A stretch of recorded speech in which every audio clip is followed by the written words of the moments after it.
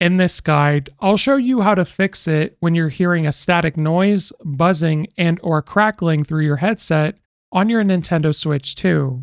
So the first thing you want to do is unplug your headset from your console, and if you're using a Bluetooth audio device, simply unpair it in settings. Then what you want to do is turn up the volume on your system speakers, just so that you can hear it and you know that it works. And then once you've done that, we're going to go to System Settings. From here, you want to scroll all the way down to the bottom to System, and then you want to make sure your Switch 2 is up to date with the latest system software. Now, after you've done that, you want to press and hold the power button on the top of your console until you see the power options setting.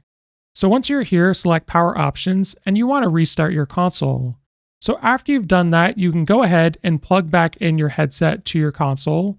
If you're using the Bluetooth audio device, simply go to Bluetooth settings and repair it.